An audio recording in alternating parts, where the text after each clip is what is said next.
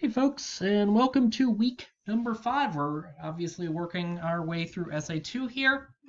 So this week I want you to watch the week 5 video, check your feedback on Essay 1, complete the Essay 1 reflection, complete the study analysis instruction, and complete the study analysis activity. Then look at the proposal template and sample proposal, and write and submit Essay 2 proposal. In the Essay 1 reflection area, we've got a video called How to View Your Feedbacks that'll just kind of walk you through really basically how to get into your essay feedback.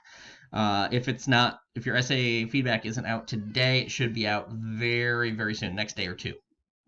Okay, then you just download the template. Which is right here. It's just a Word doc. It's got some things for you to respond to. Okay. And then just a Dropbox for you to submit that assignment, okay? So that's the Essay 1 reflection I want you to think about. Now, the scholarly article analysis. There's a lot going on here. So I pointed out in the essay assignment for Essay 2 that I wanted you to look at study design, authorial background, conflicts of interest, the journal background, and the study design. I don't remember if there's one more. Anyway, I think those 3 were the key things that are coming to mind right now. For your 2 articles, okay? So there's a page for each of these topics. I'm going to just go to the first one, kind of walk you through it. And they sort of give you an explanation of how to think about study design. So I give you 2 links to university library websites that talk about different kinds of study design, what they look like. There's a video tutorial from Bill Condon, our librarian here, and I want you to think about what type of study each of your scholarly articles utilizes. That's something that you're going to need to know so you can talk about what that tells us about what the results actually mean. Okay. Also think about the population study. So the NCI here is the National Cancer Institute. So they just typically do medical studies, but a population study is a study of a group of individuals taken from the general population who share a common characteristic. So what we want to think about is what are the characteristics of the people in the sample population. One of the things about the articles on diet soda, of course, is that all of the people in the sample population were habitual diet soda drinkers before they started the study. So actually the people who were drinking water had to quit their diet soda habit in order to do this, okay? So that's sort of the basic idea of study design. Another webpage for authorial background and conflict and for journal background. Okay, I want you to go through each of those web pages, and then there's, again, a template here you should just be able to download. If you have any problems getting it to format properly for you, let me know. I'll try to get it to you in another format that works a little bit better. It should work in Microsoft Office products, so Word and Google Docs really well. If you're using something other than that, let me know, and I will see what I can do about making sure that it opens properly for you, because it's just a lot easier if we've got the grid here. I'll show you the sample analysis grid here. Okay, so it starts with a citation. So one article here, your other article down below, okay?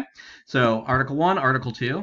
Then I want you to discuss in detail the study design. So this actually knows what kind of a study it is and what we know about those sample populations, what we know about the authors, about the background, and about the conflict of interest. One of the things you note here, the study was fully funded by the American Beverage Institute. That's a conflict of interest, okay? If the study was paid for by a company that is a lobbying group for Coke and Pepsi, obviously that is a conflict of interest if they're studying the effects of diet soda. And then finally, the journal background. What do we know about the journal itself? Is it brand new? Is it seem like a good journal, a weak journal? Both these, I think, are relatively strong journals. They've got some degree of track record, and it seems like they're both tied to some pretty major publishers, okay? And fill in that sheet, okay? And that is, again, helping you start to see the differences between your 2 scholarly studies and try to see what the reason is for the results they actually got. Okay, so this is just a step on the way to writing Essay 2. It's also another opportunity for me to come in and say, hey, you're doing a great job, or I think you might be a little bit off track here. What about this? Okay, and then finally, I want you to put together a proposal for Essay 2.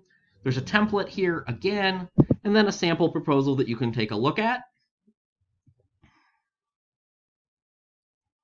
So the question that the authors are looking at, does diet soda help people lose weight? Why does it matter? And the parameters, I'm looking at 2 scholarly articles, one by Peters, one by Fowler. Peters concludes, as most people might assume, that diet soda does have a positive impact on weight loss. Peters created 2 groups, one who drank diet soda and one who didn't, and found those who drank diet soda lost more than those. Fowler, however, using the San Antonio longitudinal study on aging, finds that participants who drink more diet soda also tend to gain more weight over time. So my hope is that I can figure out, and this is my goal in my essay, the parameters are what I'm looking at and then what my goal is. My hope is that I can figure out why the 2 articles seem to disagree on the key question of whether diet soda helps or hurts, okay? So that's just the proposal for essay 2. Again, an opportunity for me to put some eyes on what you're thinking and give you some feedback on it, okay? That's everything we've got for week 5. As always, if you have any questions, don't hesitate to let me know.